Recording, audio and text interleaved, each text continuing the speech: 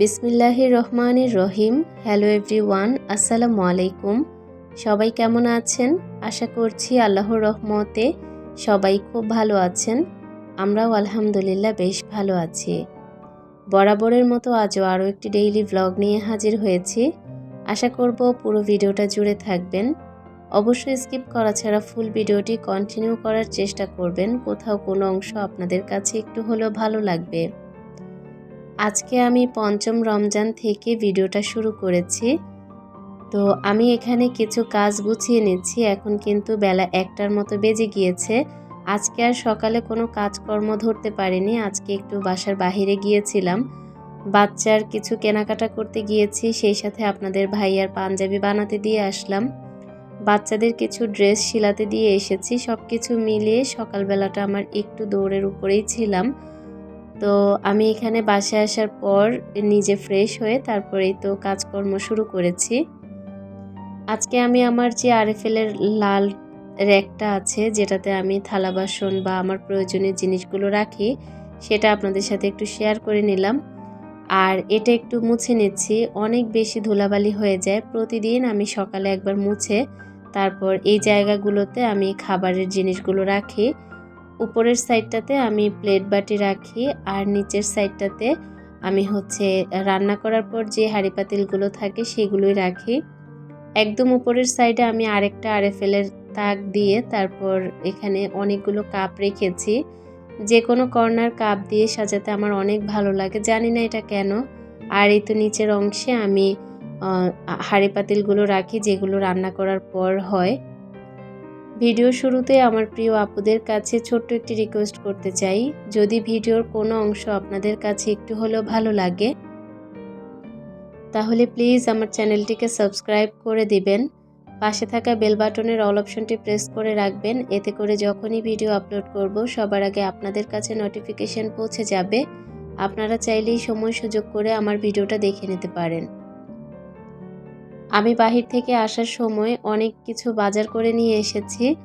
বাসায় আসার পর সেগুলো গুছিয়ে নিয়েছি, যেহেতু আস্তে আস্তে ইফতারের সময় ঘনিয়ে আসছে। তো এদিক থেকে ধনিয়া পাতা আর কাঁচামরিচগুলোকে আমি সুন্দর করে বেছে নিলাম। এখন আমি অনেক কিছু কাটাবাছা করব রাতের রান্না করার জন্য, সেই সাথে ইফতারির জন্য সব কিছু কাটাবাছা করে রেডি করে তারপরেই মূলত রান্নাটা বসাবো। এখন এখানে আমি একটা বক্সে অনেক কিছু কাটাবাছা করব। সেটা ধনিয়া পাতা, কাঁচামরিচ, তারপর শসা কেটে নেব আর পেঁয়াজ কুচি করে নেব। পেঁয়াজ রান্না করার জন্য লাগবে, সেই সাথে আজকে হালিম রান্না করব। হালিম খাওয়ার সময় দেখা যায় আপনাদের ভাই একটু পেঁয়াজ, কাঁচামরিচ, ধনিয়া পাতা নিলে খেতে পছন্দ করে। তো আমি এখন সব একসাথে কেটে একদম রেডি করে তারপরেই রান্নাটা বসাবো।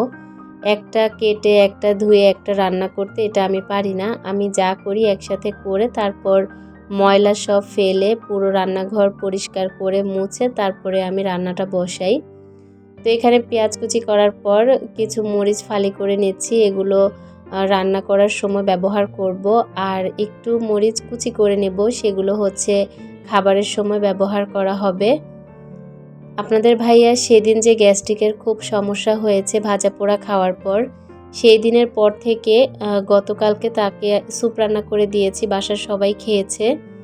সেই সাথে আজকেও কিন্তু হালিম রান্না করব। সে খুব বেশি পরিমাণে অসুস্থ হয়ে পড়েছিল, তারপরেও বাচ্চারা যেহেতু খায় আমি কিছুটা ডিম চপ তৈরি করে নিয়েছি। আমাদের বাসায় আলুর চপ, পেঁয়াজু, তারপর বেগুনি এগুলো আসলে খেতে চায় না। তো এই কারণে আমি অল্প অল্প করেই ইফতার আয়োজন করছি। তো এখানে সব কিছু রেডি করে নিয়েছি, পেঁয়াজ, কাঁচামরিচ, ধনিয়া পাতা সব কেটে নিয়েছি। আর এখানে একটা সসের বোতল নিয়ে এসেছি, সেই সাথে একটা রাঁধুনি হালিম মিক্স এনেছি। এগুলো সব কিন্তু আমাদের দোকান থেকেই আনা, দোকান থেকেই নিয়ে এসেছি, কিনা তো আর লাগে না, এভাবেই নিয়ে এসেছি। মুরগির মাংস কেটে রেখেছি, তারপর আলু ছিলে রেখেছি সিদ্ধ করে, ডিম ছিলে রেখেছি, তারপর এখানে বেসন গুলিয়ে রেখেছি। রান্না বান্না শুরু করার আগে আমি এখানে হালিম মিক্সটা আগে ভিজিয়ে নিব। এটা ভিজতে ভিজতে মাংসটা কষিয়ে নিব, তারপরেই হয়ে যাবে। আর এক প্যাকেট মশলা ওটা রেখে দিচ্ছি, রান্না করার সময় কিভাবে ব্যবহার করব সেটা আপনাদের সাথে শেয়ার করব। আমি কিন্তু হালিম খুব সহজভাবে রান্না করি। তবে খেতে কিন্তু খুবই সুস্বাদু হয়। আপনাদের ভাইয়া আমার হাতের রান্না খেতে খুব পছন্দ করে। আজকে তো হালিম খেয়ে খুব প্রশংসা করেছিল, মানে তার কাছে নাকি অনেক বেশি ভালো লেগেছে।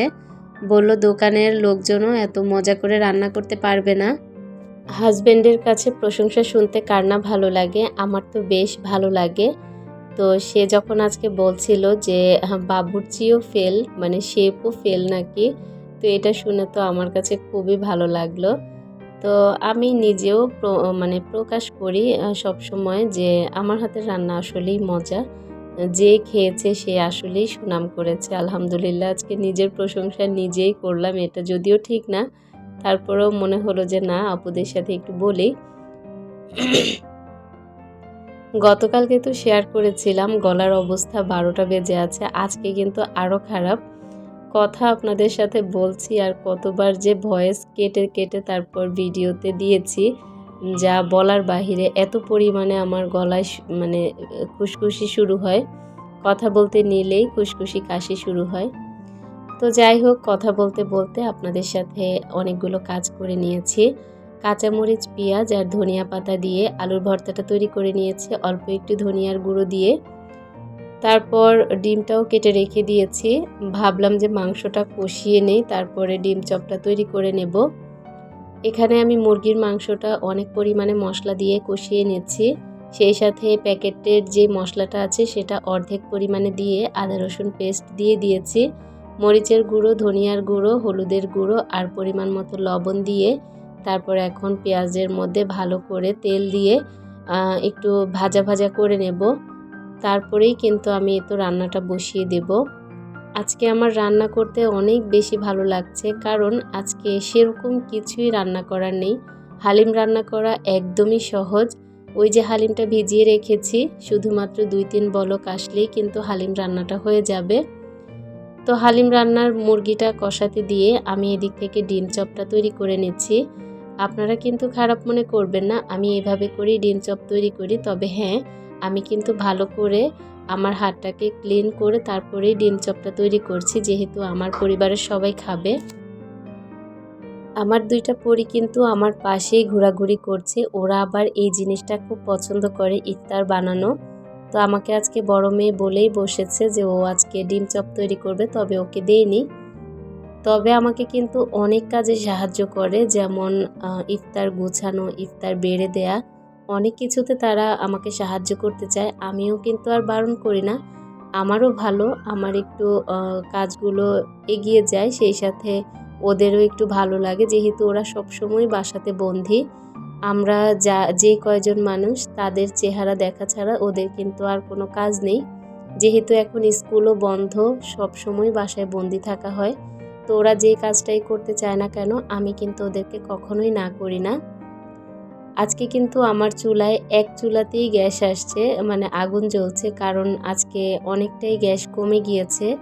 তারপরেও আলহামদুলিল্লাহ এক চুলাতে হলেও তো আমি গ্যাসের চুলাতে রান্না করতে পারছি। অন্যান্য সময় দেখা যেত শুধু ইলেকট্রিক চুলাতে রান্না করতাম, আমার খুব বেশি সমস্যা হয়ে যেত। এদিক থেকে কিন্তু হালিমটা রান্না করা অলমোস্ট শেষ। এখন আমি যেই বাকি মশলাটা ছিল সেটা দিয়ে ভালো করে নাড়া দিয়ে নিচ্ছি। আর এখানে তেলে বাগার দেব পেঁয়াজ আর শুকনা মরিচ দিয়ে, একটু তেলে ফোড়ন দিয়ে দিয়েছি। আর এখন হচ্ছে ভালো করে যখন পেঁয়াজটা গোল্ডেন কালার হয়ে যাবে, তখন আমি উপর থেকে তেলের বাগারটা দিয়ে দেব। আজকের ভিডিওটা জানি না কেমন লেগেছে, তারপরেও আমি চেষ্টা করেছি আমার প্রিয় আপুদের সাথে আমার 5ম রমজান কিভাবে কেটেছে সেটা শেয়ার করতে। আমি চেষ্টা করব প্রতিদিন আপনাদের সাথে অল্প কিছু কাজ নিয়ে হলেও ভিডিও শেয়ার করার জন্য। জানি না কতদিন কন্টিনিউ করতে পারবো, তবে আশা রাখবো যে প্রতিদিনই আপনাদের সাথে ভিডিও শেয়ার করব। যদিও আপনাদের কাছে একঘেয়েমি লাগে, তারপরেও আমি বলবো এই এক এক দিনের ভিডিও এক এক রকমভাবে সাজিয়ে তোলার চেষ্টা করি। একদিনের ভিডিও ভালো না লাগলে আরেক দিনের ভিডিও দেখবেন, তাহলে হয়তোবা আপনার কাছে ভালো লাগবে। আমি কিন্তু তেলের ফোড়নটা দিয়ে দিয়েছি। এখন আমি নামিয়ে ঢাকনা দিয়ে রেখে দিব। কিছুক্ষণ পর কিন্তু এই হালিমটা আরও ঘন হয়ে আসবে। আজকে আর হালিম পরিবেশন করে দেখানোর সুযোগ নেই। আজকে আমার হাতে আরও একটু কাজ আছে। এখন আমি ডিম চপগুলো বানিয়ে নিচ্ছি। আমার হাতের ডিম চপও নাকি সবার কাছে খুব ভালো লাগে। হয়তোবা ভালো লাগে, আমি এবার এখনও পর্যন্ত কোনো ভাজা পোড়া খাইনি, জানিও না কেমন হয়েছে। চোখের আন্দাজে লবণ দেই, ওভাবে করেই বানাই, তাদের কাছে নাকি খুব মজা লাগে। ইফতারের পরেও কিন্তু আমি লবণ দেখি না, শুধুমাত্র এই যে খাবারটা তৈরি করছি পানি খেয়ে এই খাবারটা খাবো। এখানে একটা কলা, 2টা আঙ্গুর, 1 পিস আপেল, সেই সাথে 2টা খেজুর, এটা দিয়ে আজকে টক দই দিয়ে খাবো। প্রতিদিন দেখা যায় টক দই খাই না, টক দই খেলে আমার গলাটা কেমন যেন একটু অন্যরকম খারাপ লাগে। আমি সবসময় টক দই খেতে পারি না, তবে এখন ডায়েটের জন্য আমাকে টক দইটা কন্টিনিউ খেতে বলে, তবে আমি কিন্তু খাই না। আমি শুধুমাত্র ফলগুলোকেই অল্প অল্প খাই, সেই সাথে একটা ডিম খাই। তো এই খাবারটাই হচ্ছে আজকে আমার সন্ধ্যার ইফতার। এখানে আমি চিয়া সিড, ইসবগুল আর তোকমা একসাথে ভিজিয়ে নিয়েছি। তো এগুলো দিয়েই কিন্তু আমি সন্ধ্যার নাস্তা করে ইফতারটা করে নেব। এখনও পর্যন্ত ভাজা পোড়া খাইনি। আমি যতটুকু ওয়েট কমাতে চাচ্ছি রমজান মাসে, ততটুকু হয়ে যাওয়ার পর আমি একদিন শুধুমাত্র ভাজা পোড়া খাবো ইনশাআল্লাহ। যেদিন খাবো সেদিন অবশ্যই আল্লাহ যদি ভাগ্যে রাখে আপনাদের সাথে শেয়ার করব।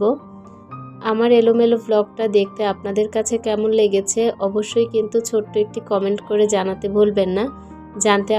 জানতে পারলে আমার কাছে বেশ ভালো লাগবে।